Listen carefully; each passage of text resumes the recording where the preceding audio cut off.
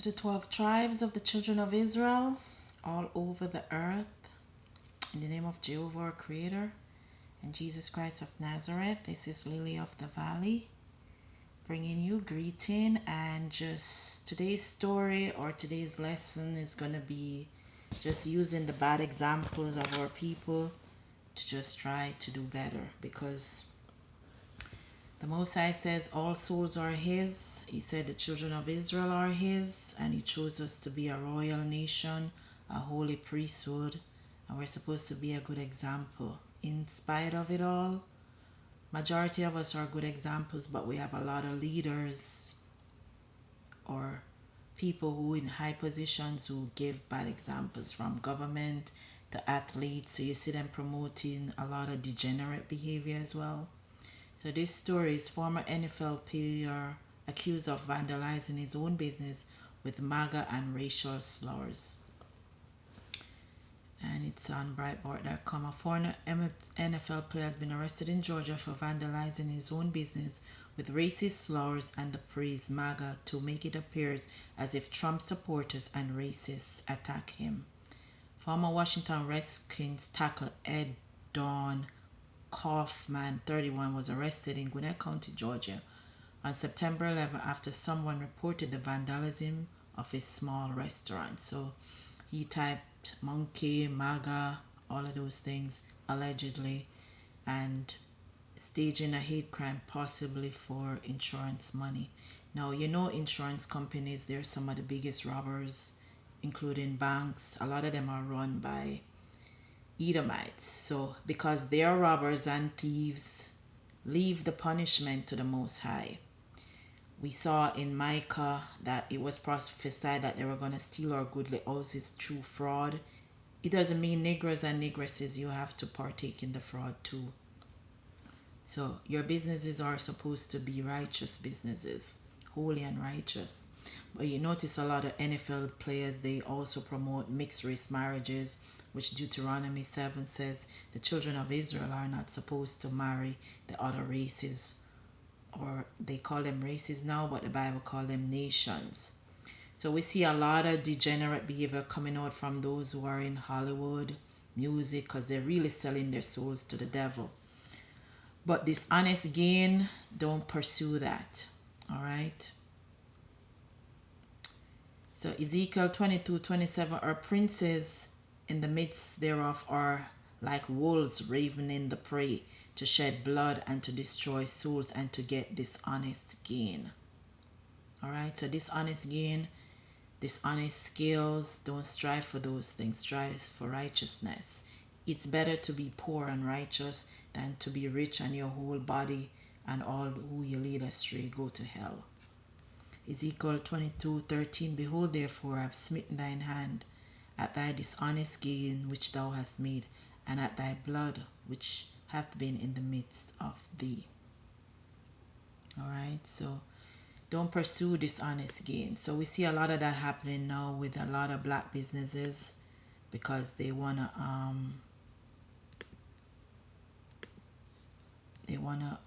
get ahead very dishonestly. So it says Fire Festival promoter pleads guilty to fraud. The Fire Festival sounded idyllic upscale accommodations, gourmet food, and top musical talent over 2 weekends in the Bahamas. But ultimately, the April to May 2017 event descended into disarray. The event tickets, from which cost up to thousands of dollars, erupted into what the Bahamas Ministry of Tourism called total disorganization and chaos, after hundreds of prospective concert goers landed in the Bahamas and found poorly built tents, a lack of food and clean water, and an insufficient number of public toilets, complained many of the concert goers. The planned lineup included Ja Rule, Daya, and Tyga. Scenes of this chaos play out on social media as many festival goers turn to Twitter to post photos of the disappointing venue. Federal prosecutors end up charging promoter Billy McFarland. Now he's pleaded guilty to 1 count of wire fraud. So this ended up in all 80 investors collectively lost more than 20 million.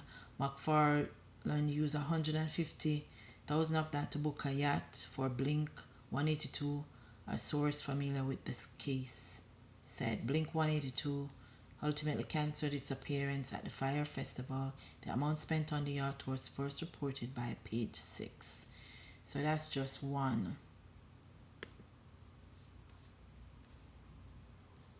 Purely disgusting how luxury yacht vacation for black travelers allegedly went adrift.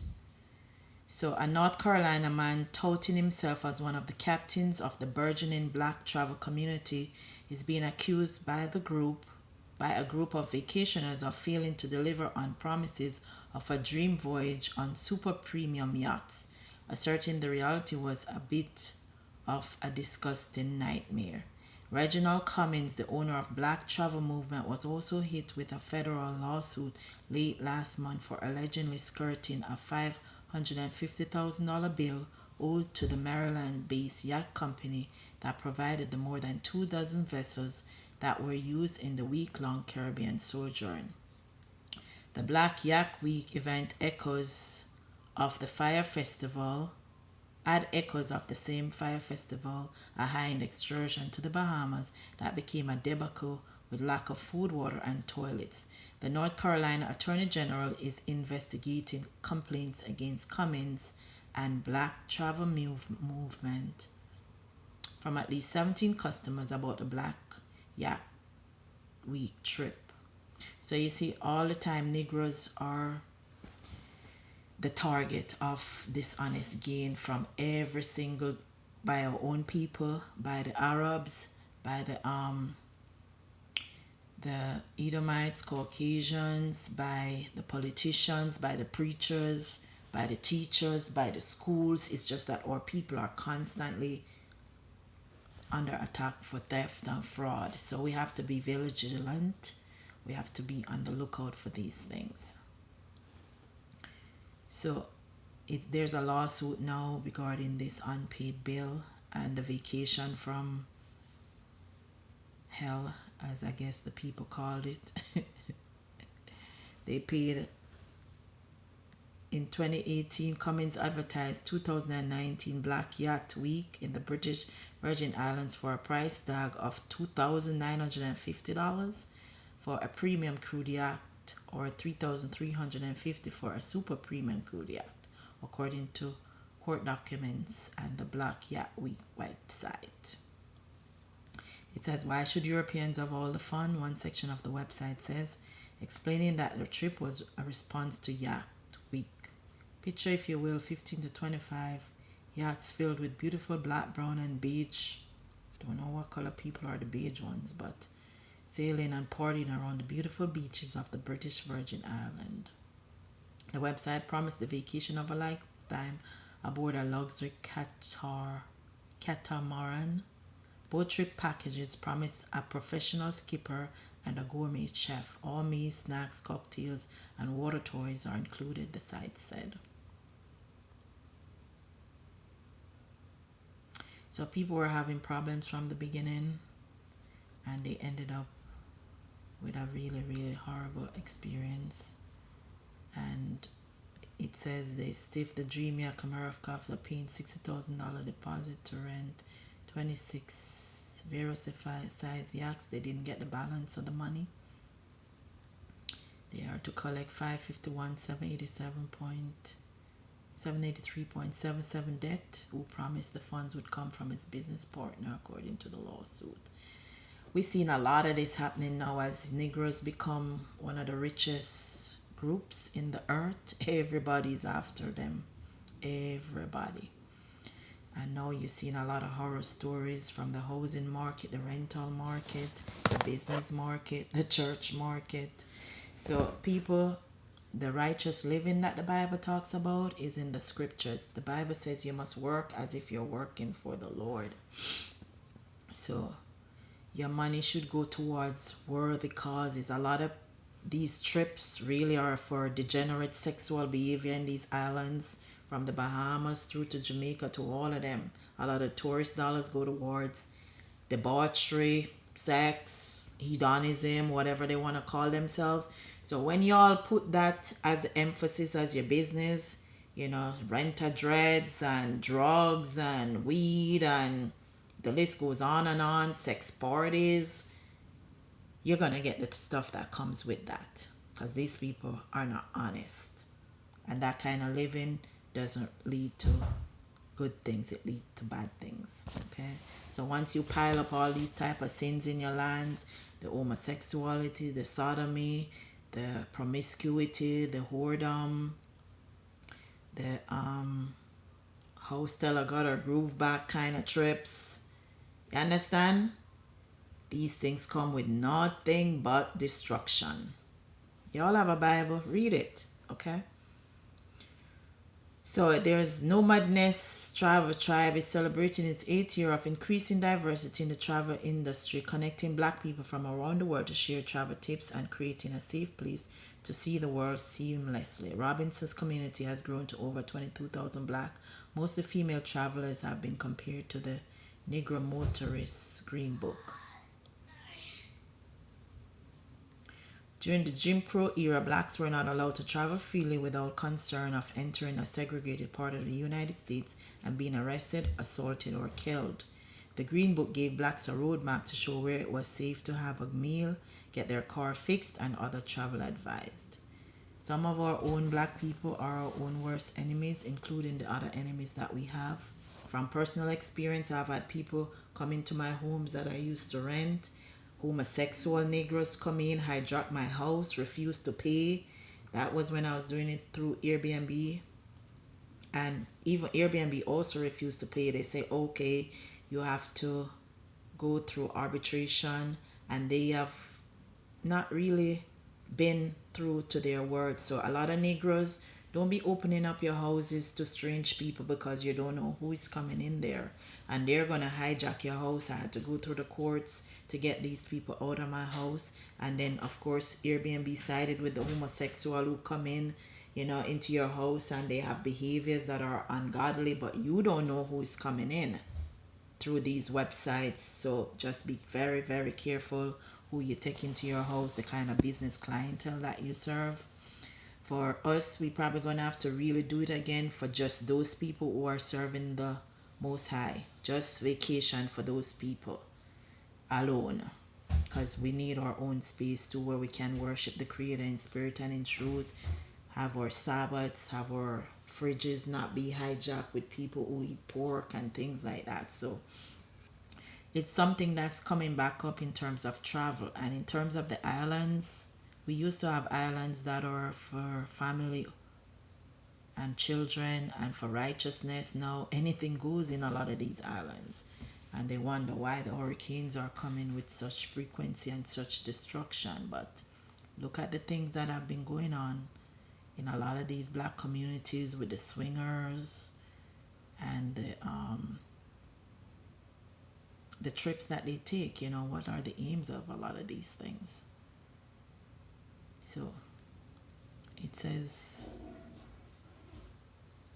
this is a new travel company, I think she says.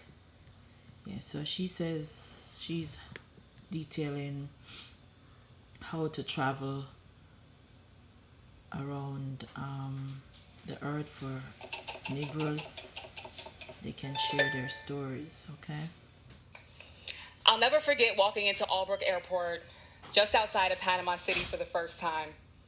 With falling scaffolding barely hidden behind tarp screens and propeller airplanes that still to this day I just don't quite trust, it was clear that the airport was under construction, which was fitting because so is my life.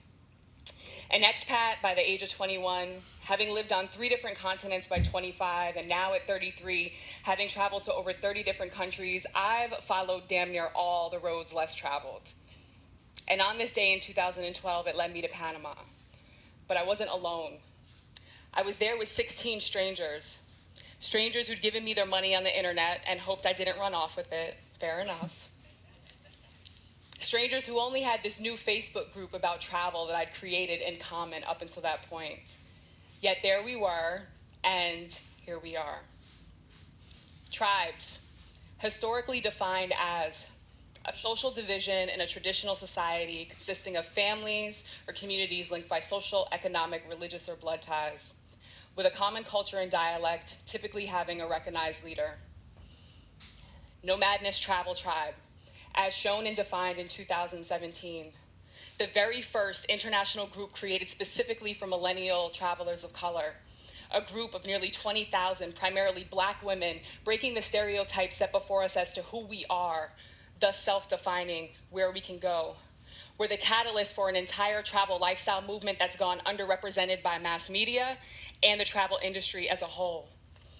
But we come from a grossly underrepresented history, and many could argue a grossly underrepresented present as well. See, our story is a complex one, starting with Victor Hugo Green. From 1936 to 66, a Black mailman from right here in New York City created an annual guidebook for African American road trippers, the Negro Motorist Green Book. See, on one hand, you had the rise of the Black middle class, right? And on the other end, you had a country that was riddled in Jim Crow laws, pretty much prescribing discrimination to anyone who wasn't white. Separate but equal was more like separate and not. And this book outlined safe spaces for these travelers to stop for food, lodging, and car repairs along their route. It even noted sundown towns, or all-white neighborhoods where Blacks had to leave by sundown or be met with police force, violence, or even death. The Green Book saved lives. It was indeed a Black traveler's safe space. And this publication even led Green to go on and found his own traveling agency, thus creating the framework for generations of Black American travelers after him. Then we have the James Baldwins, Nina Simones, and Josephine Bakers, all the way to the Black soldiers who fought in world wars as our representations of the expats of that era. They're also some of the most distinguished representations of our culture, Black culture. Now, Black American culture is exported around the world many times without giving acknowledgement to the people it originated from. Our style, our music, our art, hell, even our struggles at times have been appropriated, diluted, and disconnected from us. So riddle me this. How can Black American culture freely move around the world, but we as a people have parts of our history where physically we couldn't do the same? Because there's a silent burden that every Black American traveler takes with them abroad.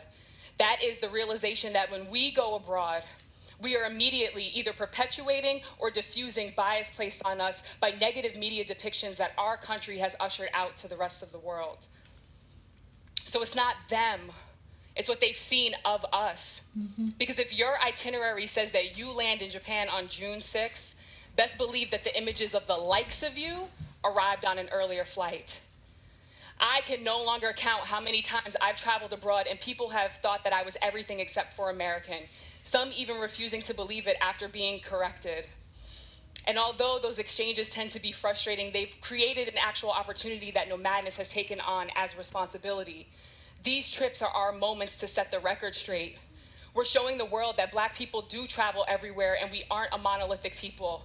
We come in all shades and sizes and with interests that are as diverse as we are. Our simply showing up allows the world to hear our stories from our mouths. By being exposed to us, we are able to unwrap our truths and gift them over and over and over again. Every trip, every conversation. We've expanded beyond sundown towns. I can now freely backpack in this country and walk into restaurants that my grandmother could have lost her life in decades ago because of the color of her skin. This is what the Black travel movement means to its participants.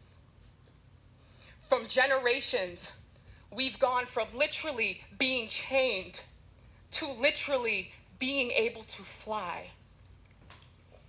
with quite a bit of turbulence in between.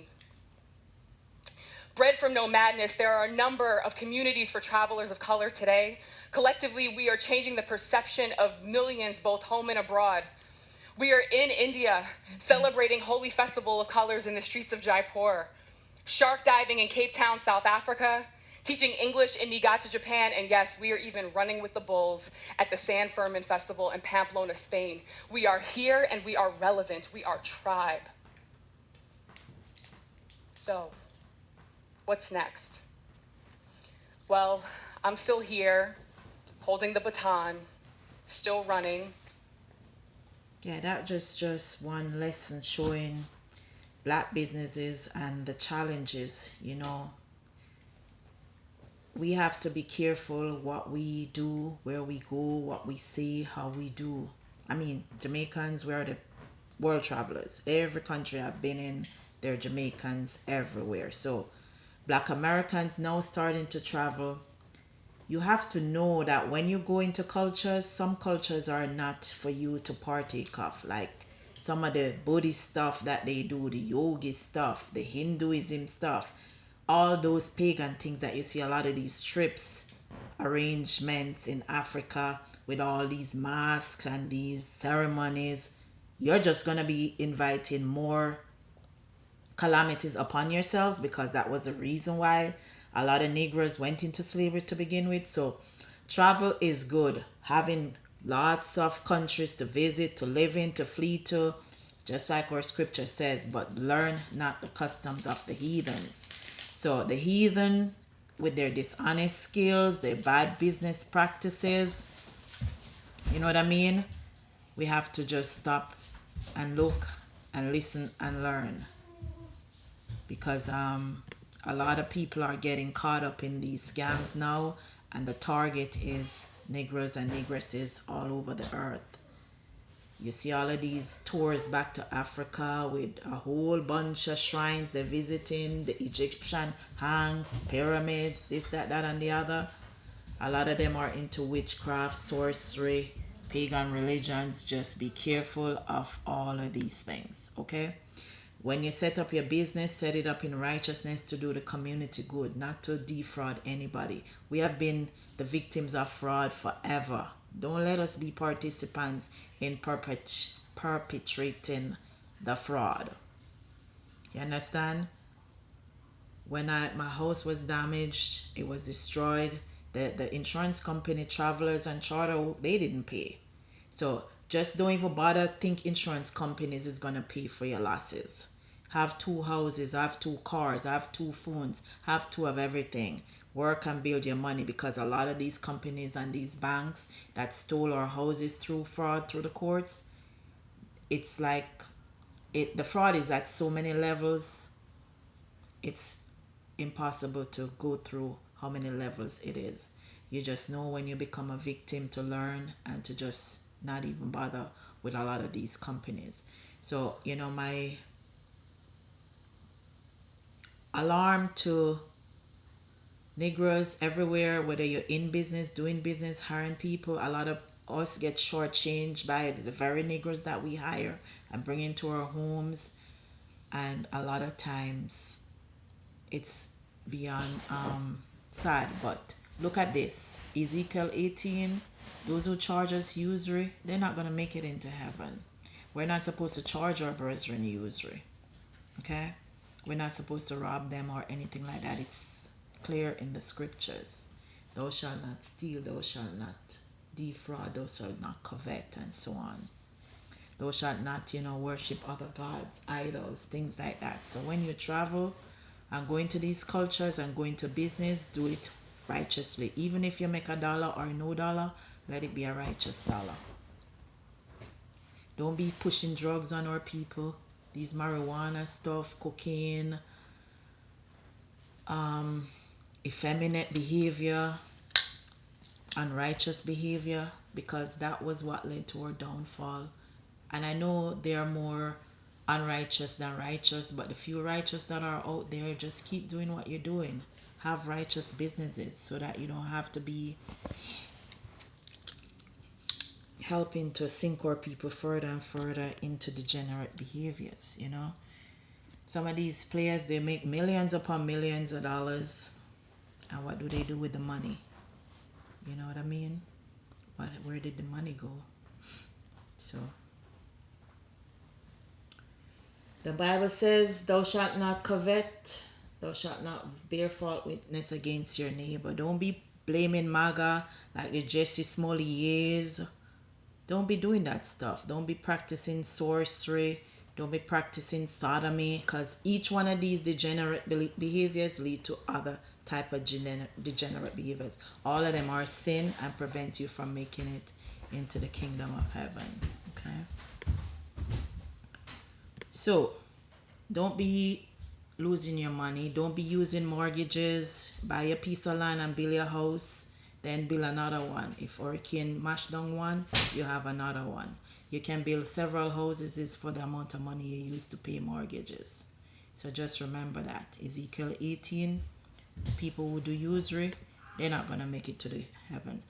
Israelites can charge usury to non-Israelites, listed in Psalm 83, Genesis 10, but nobody on earth is supposed to charge usury to Israelites. And Israelites are the children of Israel. They're the Negroes of today. We get the name Nigger or Niger from Simeon, one of the Jews in Acts 13 verse 1, who was called Nigger. And the Bible tells you that the children of Israel are black with woolly locks and see there, that kind of complexion. But we're also to be a righteous nation. Okay? We're not supposed to be caught up in these kind of scams. We're supposed to lead our own nations and vote for our own people from our own tribe so that we can run our nations in righteousness and our churches in righteousness. So with that, I say be on the lookout for these dishonest businesses and workers. They're everywhere in every industry, in every level, and it's getting worse. All right, y'all have a great week and be careful. Shalom.